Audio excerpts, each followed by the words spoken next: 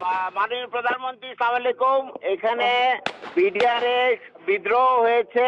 আমি আছি দরবার হলে, আমার অফিসারদের সহ আমাদেরকে ঘেরাও করে গুলি করছে ওরা। আমাদের অস্ত্র নাই, এই জন্য আমরা জবাব দিতে পারছি না।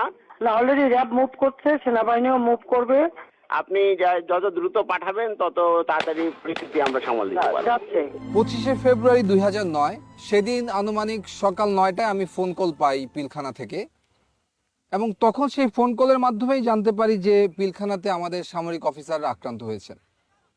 আমি সাথে সাথে তৎকালীন মইনু আহমেদের এডিসি ক্যাপ্টেন জুনায়েদকে এটা ফোনে জানাই, এবং উনি আমাকে বলেন যে সেনাপ্রধান অবগত আছেন এবং উনি ব্যবস্থা নিচ্ছেন। এরপরে এমআইএসটি থেকে আমরা কতিপয় অফিসার সকাল 10:30 বা 11টার সময় আমরা এই আবাহনী মাঠে চলে আসি, এবং এসে দেখতে পাই যে অলরেডি 46 ব্রিগেড এই আবাহনী মাঠে ডিপ্লয়েড অবস্থায় আছে। শুধু আবাহনী মাঠেই না, 46 ব্রিগেডের একটি অংশ এই মেডিনোভার সামনে এই রাস্তায় পিছনের গলিতে ভারী অস্ত্রশস্ত্র নিয়ে সকাল 10:30 থেকে অপারেশন পরিচালনা করার জন্য রেডি ছিল।